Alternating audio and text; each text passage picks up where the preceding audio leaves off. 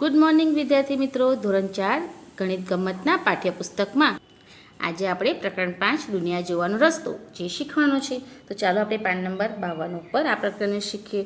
એમાં તમને કીધું છે કે આ પાઠમાં આપણે વસ્તુનો આકાર કેવો દેખાય છે એ વિશે શીખવાનું છે. કે દાખલા તરીકે આપણે વસ્તુ ઉપરથી જોઈએ તો કેવી દેખાય, બાજુથી જોઈએ તો કેવી રીતે દેખાય.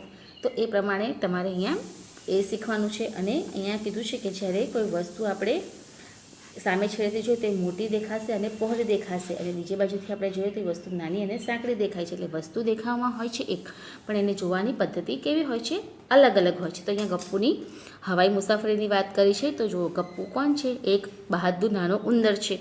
અને તે જોઈ છે કે બાળકો એક દિવસ ગેસના મોટા ફુગ્ગાથી રમી રહ્યા છે અને ફુગ્ગો ઊંચે ઉડીને છત પડી ગયો. એટલે ગપ્પુ કેવો થઈ ગયો? ખુશ થઈ ગયો, રોમાંચિત થઈ ગયો, એટલે ખુશ થઈ ગયો. એટલે એને વિચાર આવ્યો કે એ પણ શું જાય છે કે બાળકો જ્યારે શાળા જાય છે ત્યારે ગપ્પુ પણ ફુગ્ગાની દોરી પર ચડી જાય છે અને પંખાના પાક્યા ઉપરથી તે જોઈ શકતો હતો. અરે આ પાખ્યા પર તો ઘણી દૂર છે, નીચે તો કેટલા ચોખ્ખા દેખાય છે. જો અહીંયા તમને બતાવ્યું છે, આ પંખો બતાવ્યો છે, બરાબર છે ચિત્રમાં. આ ગપ્પુ ઉંદર જે ગેસનો ફુગ્ગો તમે પણ જોયો હશે, તો ગેસનો ફુગ્ગો હવામાં ઊંચે ઉડે તો બાળકો એ ફુગ્ગાથી રમતા હતા એટલે ગપ્પુ ખુશ થઈ જાય છે. તો જો આપણે દોરી છોડી દીધી બાળકોએ તો ગેસનો ફુગ્ગો ક્યાં ચડી ગયો? છતને અડી ગયો છે. ચિત્રમાં તમને બતાવ્યું છે. તમે પણ રમતા છો તો તમને પણ ખ્યાલ હશે કે ફુગ્ગો ગેસનો હોય છે એટલે છતને અડી જાય છે. એટલે એને લેવા માટે પંખાની પાંખ પર ચડી જાય છે. એટલે પંખાને ઉપર ચડીને એ જોઈ છે તો પંખાની ઉપર આ પાંખ ઉપર શું હોય છે? એને ધૂળ લાગેલી હોય છે. અને પંખાથી ઉપર જોઈએ તો વસ્તુ આપણને કેવી દેખાય? થોડી નાની દેખાય ને. તમે મકાનના ધાબા ઉપર ઊભા રહો અને ત્યાં નીચેથી તમે કોઈ ગાડી કે કોઈક વસ્તુ જુઓ તો તમને કેવી દેખાશે? થોડી નાની, અને એનો આકાર તે વસ્તુ કરતાં થોડો અલગ દેખાશે. હવે આપણે આગળ જોઈએ. અહીંયા તમને જોઈ છે ગપ્પુ પંખા પરથી નીચે જોઈ છે. તો નીચે જોયું તો તેને શું દેખાય છે? તમે જો ઉપરથી વસ્તુ નીચે દેખાય તો એને પથારી દેખાય છે, ખુરશી દેખાય છે, એને ટેબલ પણ દેખાય છે, એને પુસ્તકો દેખાય છે, બોટલ, જગ, ફળ બધું એને ઉપરથી જો આ ઉપર ફુગ્ગા પડેલ છે. અને તે નીચે જોઈ છે તો એને આ બધી ઉપરથી વસ્તુ નીચે તરફ નાની દેખાય છે. એટલે એના અંતરમાં શું પડી જાય છે? ફેર પડી જાય છે. એટલે મેં તમને ઉદાહરણ આપ્યું કે આપણે ઉપરથી કોઈ પણ વસ્તુ જોઈએ નીચે તો એ આપણને થોડી અલગ જ દેખાશે. એટલે અહીંયા કહે છે કે મૂર્ખ ચીંકી ચીઝ શોધી રહી હતી પરંતુ તે જગ પર મૂકેલી ચીઝ જોઈ શકી નહીં. એટલે ઉપરથી નીચે તરફ એને જોયું તો ચીઝ આ તમે જગ ઉપર દેખાય છે, પણ એ દૂરથી આપણે એ વસ્તુ નાની વસ્તુ જોઈ શકતા નથી. જો તમને એક ઉદાહરણ બતાવું છું. અહીંયા મારી પાસે કંપાસ બોક્સ છે. આ કંપાસ બોક્સ છે. કંપાસ બોક્સનો આ ઉપરનો ભાગ છે. અહીંયા તમે ઉપર કેમેરો છે એટલે તમે ઉપરથી જોશો તો આ કંપાસને તમને માત્ર આ ઉપરની બાજુ દેખાશે. એ તો તમે ઉપરથી જોશો તો એની આ ઉપરની બાજુ દેખાશે. તમે બાજુએથી કંપાસ જોશો તો જ્યારે આપણે કંપાસની સામે ઊભા રહી જુઓ, અહીંયા પેન્સિલ ગોઠવું છું, અહીંયા કંપાસની સામે તમે ઊભા રહેશો તો કંપાસની સામે આ આપણે વ્યક્તિ તરીકે પેન્સિલ લઈએ તો આ રીતે તમે ઊભા હોય તો આપણે કંપાસની સામે ઊભા હોય તો આપણે માત્ર એની આ એક જ બાજુ આપણે જોઈ શકીએ છીએ. આ આપણે એની બાજુ પર જોઈ શકીએ છીએ. એટલે ઉપર જોતા વસ્તુ અલગ દેખાય છે, બાજુએથી જોતા વસ્તુ અલગ દેખાય છે. પછી આપણે એની સામે ઊભા રહીએ આ પ્રમાણે, અહીંયા કંપાસ છે, અહીંયા આપણે સામે ઊભા રહીએ તો આપણે સામે ઊભા રહીએ તો કંપાસની આ બાજુ આપણને દેખાશે. જો એવી રીતે તમે પણ કોઈ પણ વસ્તુ જોશો તો તમને જે દિશામાં ઊભા હશો તે વસ્તુની તે ભાગ દેખાશે, એની પાછળનો ભાગ દેખાય નહીં. તો જુઓ, આ એની તમને સામેની બાજુ દેખાશે. તમે અહીંયા ઊભા રહેશો તો તમને કંપાસની આ માત્ર એક જ બાજુ દેખાશે. આ પ્રમાણે આપણે કોઈ પણ વસ્તુને જોઈએ તો તે જે બાજુથી જોઈએ તે બાજુથી આપણને અલગ રીતે દેખાશે. હવે આગળ આપણે જોઈએ કે અહીંયા ગપ્પુ જગ ઉપર ચીઝ જોઈ શકે છે પણ ચીંકી કેમ નથી જોઈ શકતી? એવું અહીંયા તમને પૂછે છે. તો કેમ ચીંકી નથી જોઈ શકતી? કારણ કે જ્યારે એ દૂરથી કેવી દેખાય છે? દૂરથી વસ્તુ આપણે જોઈએ તો એ વસ્તુ આપણને નાની દેખાય છે. એટલે ગપ્પુ શું કરે છે કે એ ચીંકી ભોંયતળિયા પર છે તેથી જગ ઉપર પડેલું ચીજ એ જોઈ શકતી નથી. એટલે ચીંકી નીચે છે અને ગપ્પુ ઉપર છે, એટલે જગની ઉપર મૂક્યું છે એટલે ઉપરથી ગપ્પુ ચીઝ જોઈ શકશે, પણ ચીંકી નીચે બેઠી છે, નીચે છે એટલે એ જોઈ શકે નહીં. હવે તમને અહીંયા બીજું કીધું છે કે એ જ્યારે એકદમ પવન આવ્યો ત્યારે એનો ફુગ્ગો ઉડી ગયો, અને ઉડી ગયો એટલે ક્યાં આવી ગયો? ફુગ્ગો જોરથી પવન આવવાથી રૂમની બહાર આવી ગયો. એટલે એ કહે છે કે જ્યારે હું મારા ઘર તરફ દોડું છું ત્યારે તે ખૂબ મોટું લાગે છે, પણ અહીંથી ખૂબ નાનું લાગે છે. એટલે એ ઘરમાં જ્યારે ઉંદર ફરે છે તેનું ઘર કેવું દેખાય છે? મોટું દેખાય છે. પણ જ્યારે તે ફુગ્ગા વડે ઉપર આકાશમાંથી નીચે જોઈ છે તેનું ઘર નાનું દેખાય છે. કેમ એવું થાય છે? કારણ કે દૂરના અંતરથી જોતા વસ્તુ આપણને નાની દેખાય છે. એટલે ગપ્પુ ઘરને ઊંચેથી હવામાં જોઈ છે એટલે એનું ઘર કેવું દેખાય છે? નાનું દેખાય છે. હવે આગળ જોઈએ, તે ઉડતો ઉડતો બીજી જાય છે એટલે ઘરની આજુબાજુમાં બગીચો જોઈ છે, ગુરુદ્વાર જોઈ છે, રેલવે લાઇન જોઈ છે, મીઠાઈની દુકાન અને એની બાજુબાજુ સુહાસની હતી છે, તેની છત અને પાણીની ટાંકી પણ એ જોઈ શકતો હતો. તો એ બધું કેવું દેખાય છે એને ઉપરથી જોશે તો એ વસ્તુ એને બધા કરતાં થોડી નાની નાની દેખાશે. હવે આગળ પણ જોઈ છે કે રેલવેના પાટા ઉપર એને પેલી મોન્ટી બિલાડી જાડી પણ જોઈ છે. ત્યાંથી તે સફેદ ઉંદર પણ એમને જોઈ શકે છે. જો તે ઉપર હવામાં ઉડતો દેખાય છે તેને આ બધી વસ્તુ જેનું વર્ણન કર્યું છે એ દેખાય છે. અહીંયા ઉપરથી જોઈ છે તેનો આ છતનો ભાગ દેખાય છે, નીચે જોશે તેને આ વસ્તુ જે પડી છે એ એના કરતાં થોડી ક્રમશઃ ઉપરથી જોતાં નાની દેખાશે. એટલે ગુરુદ્વાર જોઈ શકે છે અને ત્યાં કહે છે કે અમરજીત ત્યાં દરરોજ જાય છે. એટલે અહીંયા મીઠાઈની દુકાન પણ એ જોઈ શકે છે. એટલે ઉપરથી આ બધી વસ્તુઓ દેખાય છે. જ્યારે વસ્તુ ઉપરથી જોઈએ ત્યારે નીચેની વસ્તુઓ નાની દેખાય છે આપણને. હવે આગળ જોઈએ, ફુગ્ગો કપૂનો ઉપરનો ઉપર જતો દેખાય છે એટલે નવાઈ લાગે છે કે દુનિયા કેટલી મોટી છે. એટલે તે હવામાં ઉડતો ઉડતો ફુગ્ગાની મદદથી જાય છે તો તેને ઘર, શેરી, રસ્તા ને બધું પણ દેખાય છે. પછી એ જોઈ છે કે ટ્રેન જોઈ છે એટલે કહે છે કે પેલી ટ્રેન અહીંથી ખોખા જેવી દેખાય છે. એટલે ઉપરથી જોઈએ તો ટ્રેનના ડબ્બા કેવા દેખાય? નાના. આપણે પ્લેટફોર્મ પર ઊભા રહીને ટ્રેન જોઈએ તો આપણને એને ડબ્બા ખૂબ મોટા દેખાશે, પણ ખૂબ દૂરથી અને ઊંચાઈથી જોઈશું તો એને ડબ્બા આપણને નાના ખોખા જેવા, રમકડા જેવા જ આપણને દેખાશે. એવી રીતે બસ પણ આપણને ખૂબ નાની દેખાશે અને માણસ જે નીચે ચાલતા હોય તે આપણને કીડી જેવા નાના નાના દેખાય. ખૂબ ઊંચાઈ અંતરથી જોઈએ તો આપણને એ વસ્તુ નાની દેખાય છે. એટલે થોડી વાર પછી એ જુઓ તમે ચિત્રમાં દેખાય છે આ ઉંદર ઉપર ફુગ્ગાની ટોચ ફુગ્ગા પાસે આકાશમાં ઉડે છે અને એ ઉપરથી છેક નીચે તરફ જોશે. તમે જોશો એની વસ્તુ કેવી નાની નાની એને દેખાય છે એનું તે વર્ણન કરે છે. અને ત્યાર પછી એ કહે છે કે એનો ફુગ્ગો શું થઈ જાય છે? ફૂટી જાય છે. એટલે ફુગ્ગો ફૂટી ગયો એટલે તે શું થયું? આપણે પણ ખબર છે કે જેમ જેમ ફુગ્ગામાંથી હવા ઓછી થાય તેમ તેમ એનું વજન ઘટતું જાય એટલે તે નીચે તરફ આવવા માંડે. એટલે પૃથ્વીના ગુરુત્વાકર્ષણ બળ લાગે એટલે તે નીચે આવવા માંડે છે. એટલે તે ધીમે ધીમે નીચે આવવા લાગ્યો. જેમ જેમ એ નીચે આવે છે તેમ તેમ વસ્તુ એને મોટી દેખાવા માંડી. એટલે રેલવેના પાટા તરફ પડ્યો. એકદમ ફુગ્ગો ફૂટી ગયો એટલે તે નીચે પડી ગયો. એટલે તેની પાછળ તે પેલી બિલાડી જે હતી તે પણ રેલવેના પાટા ઉપર દોડવા માંડી. એટલે એનાથી બચાવવા માટે તે પાછળ પાટા ઉપર એ દોડતો દેખાય છે. એટલે ગપ્પુ જોઈ છે કે જ્યારે એને ખૂબ ઊંચાઈથી રેલવેનો પાટો જોયો તો જો આ પ્રમાણે એને ઉપરથી નીચે તરફ પાટા તરફ જોયું તો પાટો એને કેવો દેખાતો હતો? તો પાટો એને ખૂબ નાનો દેખાતો હતો. બરાબર છે, એને પાટા ઉપરથી દેખાતા એ નાનો દેખાતો હતો. પણ જ્યારે આ ગપ્પુ પાટા ઉપર પડ્યો ત્યારે રેલવેના પાટા કેવા દેખાતા હતા તમે જોઈ શકો છો. ઉપરથી પાટા નાના દેખાતા હતા. જ્યારે રેલવે પરથી જે ફુગ્ગો ફૂટી ગયો તે નીચે પડ્યો તો જુઓ એના પાટા કેવા દેખાતા હતા. અહીંયા સામેથી એને જોયું તો પાટા છેડેથી મોટી અને પહોળા દેખાતા હતા અને છેડેથી વસ્તુ કેવી દેખાતી હતી? તેને સાંકડી. એટલે અહીંયા ઊભો હતો તો પહોળું દેખાતું હતું અને છેક છેલ્લે સુધી નજર મારી તો કેવા દેખાતા હતા? નાના અને સાંકડા. એટલે નજીકથી એ પહોળા દેખાતા હતા અને દૂરથી જોયું તો એ સામેની બાજુ એની નાની અને સાંકડી દેખાતી હતી. તમે પણ એવું અનુમાન કર્યું છે રેલવે સ્ટેશન પર તમે જાઓ પ્લેટફોર્મ પર ઊભા તો તમે જે આપણે નજીકના પાટા છે આપણને પહોળા દેખાતા હશે, પણ જ્યારે દૂર દૂર સુધી તમે નજર કરશો તો એ પાટા તમને થોડા નાના દેખાતા હશે. જો તમને બીજું ઉદાહરણ અહીં પણ બતાવ્યું છે કે જો રેલવેના પાટા તમને કેવા દેખાય છે? અહીંયાથી સીધા સીધા તમે જોશો અહીંયાથી બુક ચોપડીમાં તમારી તો પહોળા દેખાશે, પણ જેમ જેમ તમે દૂર નજર કરશો તે થોડા તમને સાંકડા સાંકડા દેખાશે. એટલે વસ્તુ એક જ સ્થિતિમાં હોય પણ એનો દેખાવ કેવો હોય છે? અહીંયા અલગ અલગ. જો અહીંયા મીણબત્તીનું પણ તમે ઉદાહરણ આપ્યું છે. મીણબત્તી તમે જોશો તો એક સરખી એક જ લાઇનમાં ગોઠવી છે, પણ આપણે જો અહીંયા સામે ઊભા રહીને વસ્તુ જોઈશું એટલે મીણબત્તી જોઈશું તો એ વસ્તુ આપણને આ થોડી પહોળી અને સામેથી આપણને થોડી સાંકડી દેખાશે. અહીંયા તમને બીજું એક ઉદાહરણ આપ્યું છે કે યોગા કરતી છોકરીઓ દર્શાવી છે કે જો આ યોગા કરતી છોકરી છે તેને ઉપરથી જોઈ છે. એટલે આપણે ઉપર ઊભા હોય ધાબા ઉપર કે છત ઉપર તો એની નીચે આ છોકરી યોગા કરતી હોય તો કેવી દેખાય છે એનું ચિત્ર તમને અહીંયા બતાવ્યું છે. તો આ ચિત્રના આધારે આમાંથી કયું ચિત્ર સાચું છે પાઠ્યપુસ્તકમાં એ તમારે જોવાનું છે કે આમાંથી કયું ચિત્ર સાચું છે જે બંધ બેસતું છે તે તમારે શોધીને લખવાનું છે. તો આવું ચિત્ર તમે જોઈ શકો છો. તો આ ઉપરથી દેખાય છે તો નીચેથી આ જોઈશું તો આ ચિત્ર આપણને બંધ વસ્તુ દેખાય છે, બાકીના ચિત્ર તમને અલગ અલગ દિશામાં દેખાય છે. એટલે આ ચિત્ર સાથે આ પહેલું ચિત્ર તમારું જોડાય છે.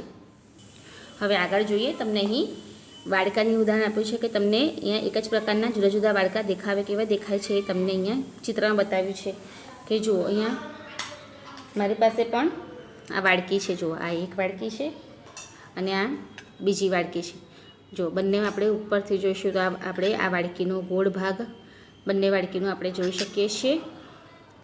જો આ 2 વાડકી છે, આ 2 વાડકીમાં તમે જોઈ શકો છો કે આ 2 વાડકીનો દેખાવ સરખો જ છે, પણ એની મૂકવાની પદ્ધતિ જુઓ તો તમને ખ્યાલ પડશે કે આ બંને વાડકી તમને કઈ વાડકી ઊંધી અને કઈ વાડકી તમને સીધી દેખાય છે, એ બંનેનો દેખાવ તમને સરખો દેખાય છે. તમે જો તમને ફેર જણાશે થોડો, બરાબર છે ને, કે આ વાડકી સીધી દેખાય છે, આ વાડકી ઊંધી દેખાય છે, પણ ઉપરથી જ્યારે જોશો ત્યારે તે વસ્તુ બંને તમને સરખી જ દેખાશે. તો જો તમને અહીંયા 2 ચિત્ર પણ આપ્યા છે, અહીંયા તમને પણ વાડકી બતાવી છે અલગ અલગ, અને તમને સામે પણ બીજા ચિત્રમાં પણ વાડકી બતાવી છે, પણ તમે જોઈ શકો છો કે અહીંયા વાડકી ઊંધી બતાવી છે. તો બીજા ચિત્રમાં જે વાડકી છે એ તમને ઊંધી બતાવી છે. તો અહીંયા તમને કીધું છે કે કયા ચિત્રમાં વાડકા ઊંધા છે, તો બીજા ચિત્રમાં વાડકું તમને ઊંધી બતાવી છે. દેખાય જો સરખ્યું, અહીંયા પહેલા ચિત્રમાં જોશો અને બીજા ચિત્રમાં જોશો તો તમને બહુ ઝાઝો ફેર નહીં દેખાય, પણ આ વાડકી બીજા ચિત્રની વાડકી કેવી બતાવી છે? ઊંધી બતાવી છે. એવી રીતે તમને કીધું છે. તમને ત્રીજું ચિત્ર પણ આપ્યું છે, તેમાં તમને જવાબ જોવા કીધું છે. જુઓ, આ વાડકી છે સીધી બતાવી છે, અને બાજુમાં જે વાડકી બતાવી છે એ વાડકી પણ તમે જોશો તો દેખાવમાં અલગ દેખાય છે. એટલે જવાબ શોધવા માટે તમે બાજુનો દેખાવનું ચિત્ર નંબર તમારે 3 જોવાનું છે, જેના આધારે આપણને ખબર પડશે કે ક્યાં ઊંધી વાડકી છે અને ક્યાં સીધી વાડકી છે. હવે આગળ આપણે જોઈએ કે બાજુનો દેખાવ અને ઉપરના દેખાવને જોડતી લાઈન કરો. એટલે બાજુથી વસ્તુ કેવી દેખાય છે અને ઉપરથી વસ્તુ કેવી દેખાય છે તેની વાત કરી છે. તો આ ભૂંગળી કીધી છે. ભૂંગળી તમારે શોધવાની છે કે બાજુથી કેવી દેખાય છે અને સામેથી કેવી દેખાય છે. તો જો આ વસ્તુ છે ભૂંગળી, તે આ ભૂંગળી આપણે જોઈએ તો આપણે પહેલાં તો જુઓ, તમને અહીંયા વસ્તુ આપી છે, ભૂંગળું અને ગળણી લેવાની છે. તો મેં તમને 1, 2, 3 અને 4 નંબર કર્યા છે. તો આપણે જોઈએ આ 1 નંબર સાથે આપણે જોઈએ તો આ ઉપરથી દેખાશે, અને એને આપણે બાજુથી જોઈશું તો આ પ્રમાણે દેખાશે. એટલે પહેલાં આપણે ત્રીજા સાથે જોડીશું. આ આપણી ગળણી છે. ગળણી જે આપણે ઉપરથી જોઈશું તેનો માત્ર ગોળ ભાગ દેખાશે, જ્યારે બાજુથી જોઈશું તેને આ પાછળનો નળાકાર ભાગ પણ દેખાશે. એટલે બીજા ચિત્રને આપણે ચોથા ચિત્ર સાથે જોડીશું. તે આ પ્રમાણે વસ્તુનો દેખાવ ઉપરથી જોડવાની લાઈન તમને મેં અહીંયા દોરી બતાવી છે કે આ વસ્તુ ઉપરથી કેવી રીતે દેખાશે. હવે આપણે આગળ જોઈએ કે અહીંયા તમને બૂટનો દેખાવ કીધો છે કે બૂટ સામેથી તમને કેવો દેખાય, ઉપરથી કેવું રીતે દેખાય. તો તમારે એનો દેખાવ તમારે દોરવાનો છે. તો જો મેં તમને દોરી બતાવ્યું છે કે આ પ્રમાણે બૂટ આપણે બાજુએથી જોઈશું તો આ રીતે દેખાશે. સામેથી તેનો માત્ર ખાલી આગળનો જ ભાગ દેખાશે, અને ઉપરથી જોઈશું તો તેને ઉપરનો જે દોરીવાળો ભાગ હશે તે જ દેખાશે. તો આ પ્રમાણે તમારે બૂટ દોરવાનો છે કે જે સામેની બાજુથી ઉપરની બાજુથી કેવો દેખાય છે, જે તમારે તમારા પાઠ્યપુસ્તકના પાન નંબર 56 ઉપર દોરવાનો રહેશે. હવે તમને આ કીધું છે ગપ્પુના ઘર પાછળનો બગીચો. અહીં તમને એવું ચિત્ર આપ્યું છે, અને તેના પર તમને કીધું છે કે તેના આધારે તમારે પ્રશ્નોના જવાબ તમારે આપવાના છે. અહીંયા બગીચાનું ચિત્ર તમને આપ્યું છે, તે તમારે જોઈ પ્રશ્નોના જવાબ તમે નીચે આપ્યા છે એ આપણે જોઈએ. પહેલું, મીઠાઈની દુકાન નજીકના દરવાજા પર નિશાન કરો. એટલે મીઠાઈની દુકાનની નજીકના દરવાજા ઉપર તમારે નિશાની કરવાની છે. તો ચિત્રમાં મીઠાઈની દુકાન, તો અહીં તમે જોઈ શકો છો, તમને આકૃતિમાં A, B, C અને D નામ તમને આપ્યા છે. તો અહીંયા તમને કીધું છે કે મીઠાઈની દુકાનના દરવાજા પર નજીક કરો. તો મીઠાઈની દુકાન તમને અહીં ચિત્રમાં બતાવી છે, એ નજીકનો દરવાજો કયો છે? A છે. તો આપણે A પર નિશાની કરીશું. એટલે તમારે જવાબ આ રીતે લખવાનો છે A. ત્યાર પછી ગપ્પુના ઘરની નજીકનો દરવાજો કયો છે? હવે આપણે ગપ્પુનું ઘર જોવાનું છે. ગપ્પુનું ઘર તમને બતાવ્યું છે, તેના નજીકનો દરવાજો કયો લાગે? C લાગે. તો આપણે અહીંયા જવાબમાં લખીશું C. હવે આગળ જોઈએ. જો તમે B દરવાજાથી પ્રવેશો તો લીલો બાકડો કઈ તરફ હશે? જો આ રહ્યો B દરવાજો, બરાબર છે. B દરવાજા પરથી આપણે અહીંયા અંદર દાખલ થઈએ તો બાકડો કઈ બાજુ હશે? તો આ જમણી બાજુ છે, અને આ લીલો બાકડો તમને કીધો છે એ ડાબી બાજુ છે. તો કઈ બાજુ હશે? B બાજુથી પ્રવેશ કરીશું તો બાકડો આપણે ડાબી બાજુ તરફ આવશે. તો આપણે જવાબ લખીશું ડાબી બાજુ પર. તમારે ખરાની નિશાની કરવાની છે. આગળ જોઈએ. જ્યારે સુહાસિની બગીચામાં પ્રવેશી ત્યારે ફૂલનો ક્યારો તેની જમણી બાજુ તરફ હતો. તો કયા દરવાજાથી તે પ્રવેશી હશે? તો સુહાસી જ્યારે દરવાજાથી પ્રવેશી હતી, હવે ત્યારે ફૂલનો ક્યારો છે. જો ચિત્રમાં તમે જોઈ શકો છો, ફૂલનો ક્યારો તમને અહીં આપ્યું છે. તો સુહાસી પ્રવેશી ત્યારે ફૂલનો ક્યારો હતો. તો સુહાસી ક્યાંથી અંદર આવે છે? તો એ D નંબરમાંથી આવે છે ને, દરવાજા Dમાંથી આવે છે. આ દરવાજો D છે, દરવાજા D પાસે ફૂલનો ક્યારો છે. તમને પ્રશ્ન પૂછે છે કે સુહાસી બગીચામાં પ્રવેશી ત્યારે તે કયા દરવાજાથી પ્રવેશી હશે? તો ફૂલનો ક્યારો હોય તો એ D દરવાજાથી પ્રવેશે તો ફૂલનો ક્યારો આવે. ત્યાર પછી જો તમે દરવાજા Cમાંથી પ્રવેશશો તો તમારી સૌથી નજીક શું હોય? જો દરવાજો C, હવે દરવાજો સી આપણે જોઈએ, અહીંયા આપેલો છે દરવાજો સી, બરાબર છે, મેં પેન્સિલથી પણ લખી બતાવ્યું છે. હવે દરવાજા સીથી આપણે અંદર પ્રવેશ મેળવીએ તો એની નજીક સૌથી નજીક શું હોય છે, તો આપણે સીમાંથી આપણે અંદર દાખલ થઈએ તો તમને અહીંયા જોઈ શકો છો કે રમવા માટે ચીચુઓ બતાવ્યો છે, એટલે બાળકો બેસીને રમે તે બતાવ્યું છે, એટલે ચીચવા નજીક આપણે પહોંચી શકીશું.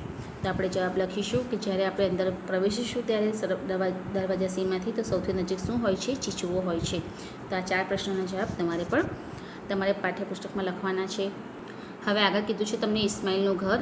ઇસ્માઇલે તને વાત કરી છે કે ઇસ્માઇલ શ્રી જતાને એનો ફોન પર તેના ઘરનો રસ્તો બતાવ્યો છે. તમને અહીંયા ઇસ્માઇલનો ઘરનો નકશો આપ્યો છે. જો ઇસ્માઇલનું ઘર અહીંયા નજીકમાં બતાવ્યું છે. આ ઇસ્માઇલનું ઘર છે, એના ઘર નજીક બગીચો છે, ત્યાર પછી પુલ પરથી પસાર થવાનું છે અને એને આ પુલ બતાવ્યો છે. પછી શ્રીજતાના ઘરથી ઇસ્માઇલના ઘર જવા માટે અહીંયા શ્રીજતાનું ઘર છે, એની બાજુમાં દૂધ કેન્દ્ર છે, પછી પુલ, બગીચો અને ઇસ્માઇલનું ઘર. આ પ્રમાણે તમને આકૃતિ પાઠ્યપુસ્તકના પાન નંબર 58 ઉપર આપી છે. હવે ઇસ્માઇલે શ્રીજતાને કહે છે કે તારે કેવી રીતે મારા ઘર સુધી પહોંચવાનું છે એનું સરનામું આપે છે. આપણે પણ કોઈના ઘરે જવું હોય અથવા કોઈ આપણા ઘરે આવવાનું હોય તો આપણે એને કહીએ છીએ ને કે ભાઈ તમારે અહીંયાથી આવજો તો તમને આ ઘર દેખાશે, આ દુકાન હશે. એવી રીતે અહીંયા પણ એને એડ્રેસ આપે છે કે એને કહે છે કે તારે તારા ઘરેથી દૂધ કેન્દ્ર પર પહોંચી જવાનું, પછી ડાબી બાજુ વળાંક લેવાનું, બીજા 4 રસ્તેથી તારે જમણી બાજુ વળીને પુલથી પુલ પરથી એને ચાલવાનું કીધું છે. પછી તે ચાલશે એટલે શું દેખાશે, પહેલાં જમણી બાજુએ વળવાનું, પછી 100 મીટર આવ્યા પછી બગીચો દેખાય છે. બગીચો પૂરો થઈ જાય પછી જે રસ્તો આવશે તે રસ્તા ઉપર પહેલું ઘર મારું છે એવું એને એડ્રેસ ઇસ્માઇલ શ્રીજતાને આપે છે. તો એના આધારે તમને અહીંયા કીધું છે કે ઇસ્માઇલ ખોટું બોલ્યો છે, તેને તમારે ભૂલ સુધારવાની છે. તો જુઓ ક્યાં ખોટું બોલ્યો છે ઇસ્માઇલ, તો જુઓ ઇસ્માઇલે શું કીધું કે એને પુલ પસાર કરવાનું કીધું છે શ્રીજતાને, બરાબર છે. શ્રીજતાને શું કીધું કે તે પુલ પસાર કર અને સીધી જઈને જમણી બાજુ એને વળવાનું કીધું છે. ત્યારે શ્રીજતાને શું કીધું છે, એને ડાબી બાજુ વળવાનું. એટલે ઇસ્માઇલ અહીંયા ખોટું લખ્યું છે. અહીંયા પછી એને ક્યાં વળવાનું કીધું છે, ડાબી બાજુની જગ્યાએ ક્યાં વળાંક લેવાનું કીધું છે, આપણે જમણી બાજુ એને વળાંક લેવાનું કહેવાનું છે. પુલથી પછી જમણી બાજુ છે તો બગીચો આવે ને, એને ડાબી બાજુ કીધું છે. ડાબી બાજુ તો કોઈ રસ્તો છે નહીં, એટલે જમણી બાજુ વળાંક લેશે તો એને બગીચો આવશે. આ એની ભૂલ હતી. હવે એટલે એને શ્રીજતાને ડાબી બાજુ વળવાનું કહેવાનું હતું. ત્યાર પછી બીજું કીધું છે કે જો ઇસ્માઇલ દ્વારા બતાવેલ રસ્તા ઉપર શ્રીજતા ચાલે તો તે ક્યાં પહોંચશે. હવે તો જો ઇસ્માઇલે એને રસ્તો ખોટો બતાવ્યો છે, બરાબર છે. ડાબી બાજુ વળવાનું કીધું છે જમણી બાજુની જગ્યાએ. તો એ જો રસ્તો પહોંચાડે, જો એના રસ્તા પર ચાલે તો એ એના ઘરની વિરુદ્ધ દિશામાં એને આ તરફ વળવાનું હતું. ઇસ્માઇલે તેને આ બાજુ વળાંક લેવાનું કીધું હતું, બરાબર. ડાબી બાજુનો વળાંક લેવાની જગ્યા લેવાનું કીધું હતું, પરંતુ જમણી બાજુનો વળાંક લેવાનો હતો. તો એના ઘરથી એ કઈ દિશામાં આવે, વિરુદ્ધ દિશામાં, એટલે અલગ દિશામાં એ એના ઘરે પહોંચે. ત્યાર પછી આગળ કીધું છે કે ઇસ્માઇલના ઘરેથી શ્રીજતાના ઘરે જવાની દિશા તમારે લખવાની છે. તો જો હું તમને સમજાવું તો ઇસ્માઇલના ઘરેથી આપણે શ્રીજતાના ઘરે જવું હોય તો આ રહ્યું ઇસ્માઇલનું ઘર. જુઓ તમે નકશામાં જોઈ શકો છો, ઇસ્માઇલનું ઘર તમને દોરી બતાવ્યું છે. હવે ઇસ્માઇલના ઘરેથી આપણે બાજુના રસ્તા પર પહેલાં મુખ્ય રસ્તા ઉપર અહીંયા આવીશું અને મુખ્ય રસ્તા પરથી પસાર કરશે એટલે શું આવશે, અહીંયાથી નીકળીશું, પસાર થતા રસ્તામાં બગીચો આવશે.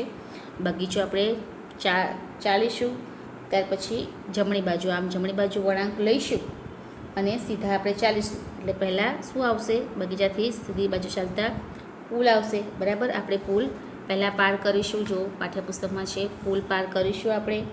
પુલ પાર કર્યા પછી આપણે કઈ બાજુ વળવાનું છે, આપણે જમણી બાજુ વળવાનું છે. એટલે જમણી બાજુનો પુલ આપણે અહીંયા પસાર કરવાનો છે, બરાબર છે. જમણી બાજુ પુલ પસાર કરો ત્યાર પછી આપણે ડાબી બાજુ વળી જઈશું. ડાબી બાજુ વળી જઈશું એટલે ત્યાં શું આવશે, આ જમણી બાજુથી વળી જઈ અહીંયા આવીશું ડાબી બાજુ તરફ વળીને, તો ત્યાં શું આવશે, દૂધનું કેન્દ્ર આવશે.